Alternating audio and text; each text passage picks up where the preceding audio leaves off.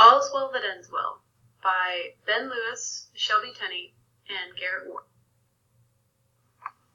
So here's a basic summary of All's Well That Ends Well, who's been sent to the court of the King of France.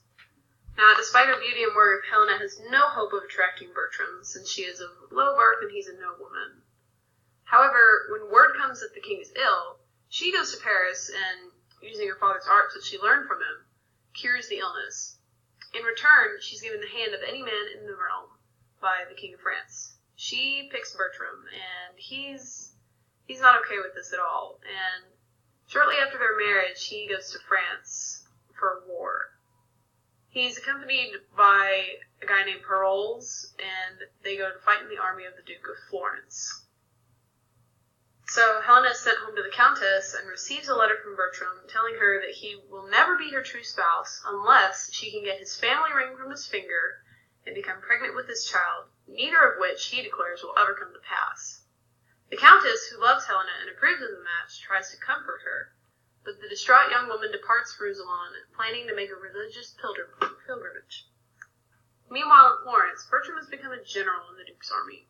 Helena comes to the city and discovers that her husband is trying to seduce the virginal daughter of a kindly widow. With the connivance of the daughter, named Diana, she contrives to trick Bertram. He gives Diana his ring as a token of his love, and when he comes to her room at night, Helena is in the bed instead of Diana, and they make love without him realizing that it's her. At the same time, two lords in the army expose Paroles, the guy who came with Bertram to fight, as a coward and a villain, and Paroles falls out of Bertram's favor. Meanwhile, false messengers have come to the camp bearing word that Helena is dead, because Helena spread this rumor. And with the war drawing to a close, Bertram decides to go to France, because he thinks Helena's not there. He didn't know this, but Helena follows him, and she's accompanied by Diana and the widow that she met. In Rousillon, everyone is mourning Helena is dead. The king is visiting and consents to Bertram marrying the daughter of an old, faithful lord named Lefeu. However, he notices a ring on Bertram's finger that formerly belonged to Helena. It was a gift from the king after she saved his life. And Helena gave the ring to Diana in Florence, and in turn gave it to her would-be lover, that is, Bertram.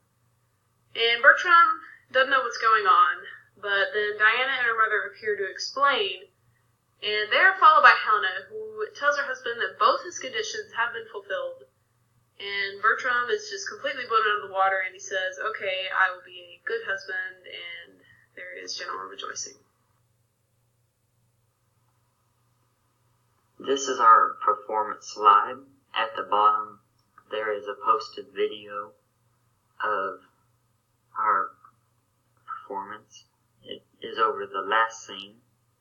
The characters used were the king and servant, played by Garrett, Bertram, played by Ben Lewis, and Diana and Helena, played by Shelby Tenney.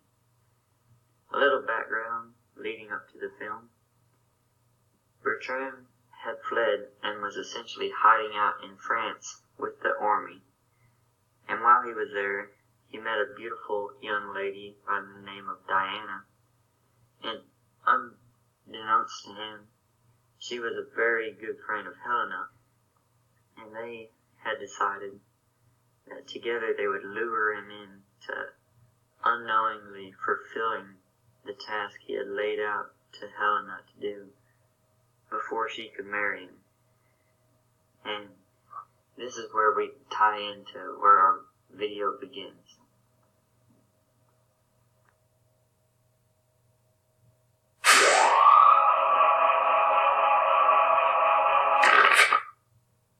So your wife Helena is dead now. Your abusive behavior towards her is uncalled for. Yes, Your Highness. I apologize for the way I treated her, and I hope you can forgive me. Okay. I'm going to let you get married another time. This time the daughter of a trusted lord. And I'm seeking the ring of your commitment. Here, dear Lord. Wait a sec. Isn't that the ring Helena I gave to Helena when she killed me? What? It is. How did you get that? No, I swear it's not her ring. Did you murder your wife? No, I got this ring from some girl in Italy as I passed by. Did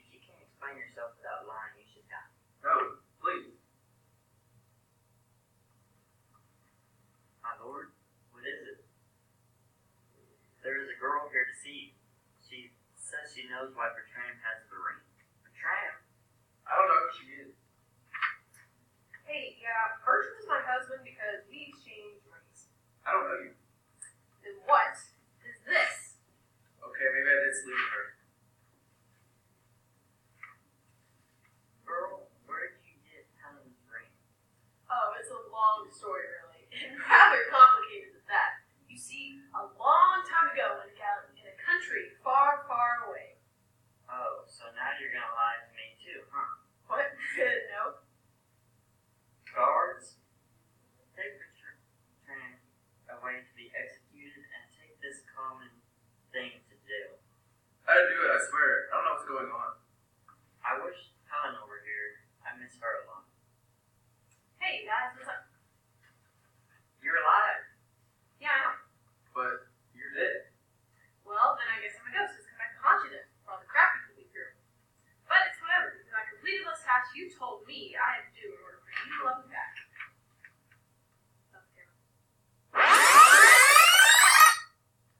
I don't like you, and I never will. Unless you get pregnant with my kid and take this ring from my finger, I will never be your husband. See, I've got your ring and your baby. Okay, then. I'll be a good husband from now on. Even though this whole situation was really weird. Well, I guess all is well that ends well.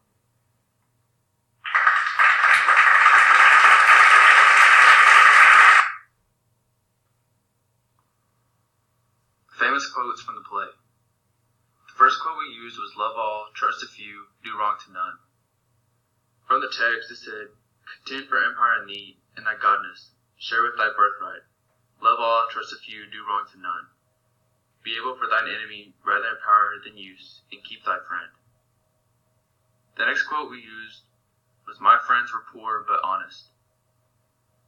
From the text, "Here on my knee, before high heaven and you, that before you and next unto high heaven, I love your son. My friends were poor but honest, so that's my love, but not offended for it hurts not him. That he is love for me, I follow him not by any token of presumptuous suit." The next quote was from Lois' place when victorious things proceed. The place is dignified by the doer's deed. From the text it says, "Indifference of mighty, if she be all that is virtuous, save what thou dislikest, a poor physician's daughter, thou dislikest, of virtue for the name, but do not so. From lowest place, when virtuous things proceed, the place is dignified by the doer's deed." And finally, the last quote was, "No legacy is so rich as honesty." In the text it says, "Let's return again and suffice ourselves with the report of it. Well, Diana, take heed of this French earl. The honor of a maid is her name, and no legacy is so rich as honesty." The vocabulary that we used in this play, the first word being flourish, thriving, to reach a height of development or influence. In the play, it says the king and LeFou are having a conversation, and it says, "In you it best lies, otherwise the seducer flourishes and a poor maid is undone." Our next vocabulary word was beseech, which means to ask strongly or beg for something. From the text, Paralis is saying, "I beseech your honor to hear me one single word."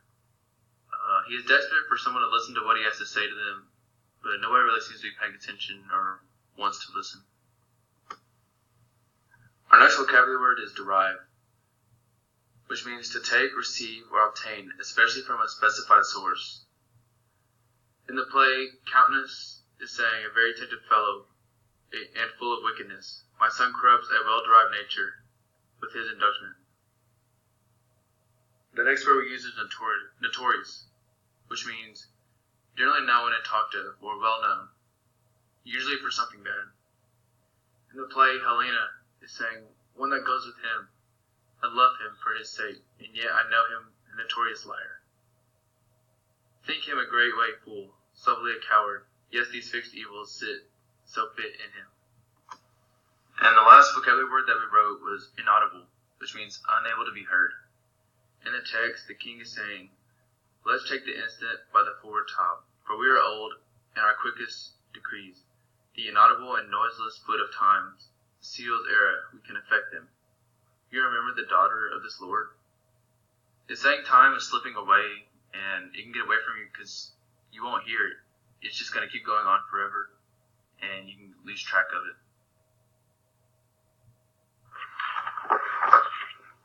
This is our slide on originality. It was originally a comedy written by William Shakespeare in 1604 or 1605. The historians haven't exactly been able to lock that down. In 1623, they published a collection of William Shakespeare's plays. Modern scholars commonly refer to it as the First Folio. The First Folio is considered one of the most influential books ever published in the English language. The First Folio is arguably the only reliable text for about 20 plays and a valuable source text for many of those previously published.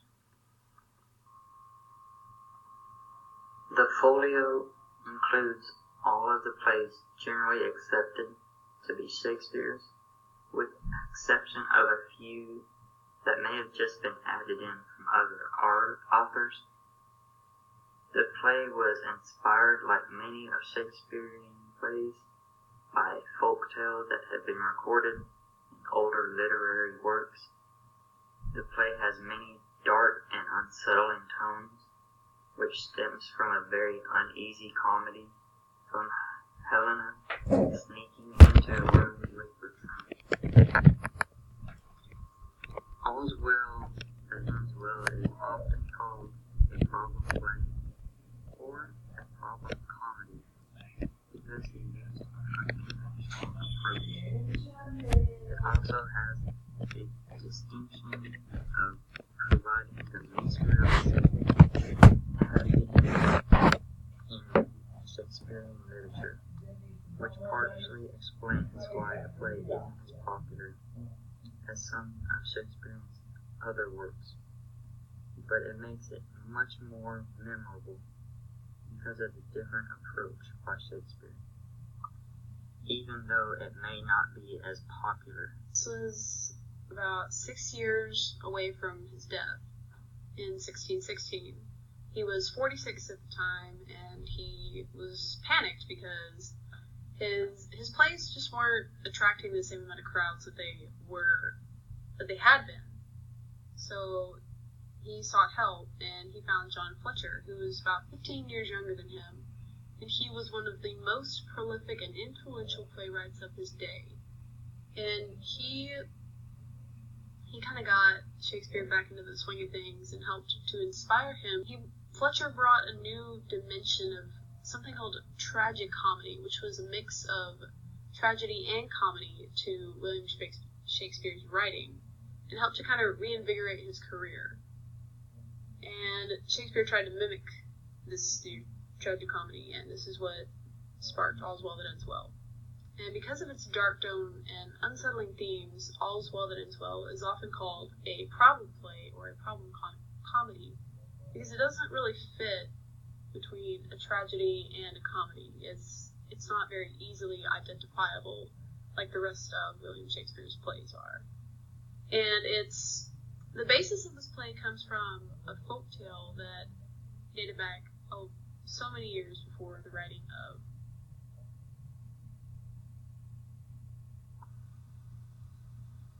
This is our works cited page. These are the sites that we used for our PowerPoint and the speaking that was done. Shelby Tenney did a title slide and summary, which was slide 1 and 2. Garrett Warren did slide 3, which was our performance. Ben Lewis did the famous quotes and vocabulary on slide 2. Did slide 5 over the originality of the play. And slide 6 over inspirations was done by Shelby Tenney. And the slide that we are on now was done by Ben Lewis, which is the works cited. Thanks for watching.